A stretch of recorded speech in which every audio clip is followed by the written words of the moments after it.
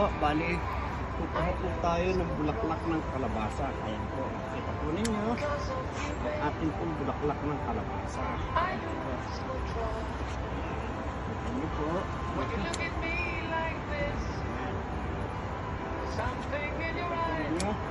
Araw-araw na pag-ani po sa bulaklak ng kalabasa. Kasi po, pag inabot po ng hapon po ito, hindi na po natin makukuha ng maayos. Balik po ay malalagta naman po. Yan po, ngayong araw po nito, ito po ang ating nakuhang bulaklak ng kalabasa.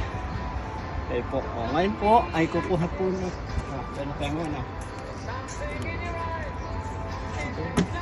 dire-diretso.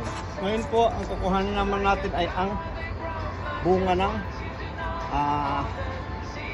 ito po ng ampalaya. Ayan po, kita po ninyo. Ayan po. Ayan. Ayan po.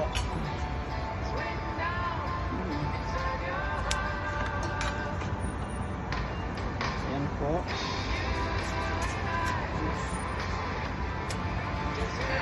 Ito pa po. Kita po ninyo. Ayan.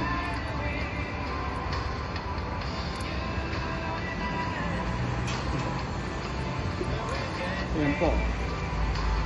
Bulaklak ng kalabasa at ang bunga po naman ng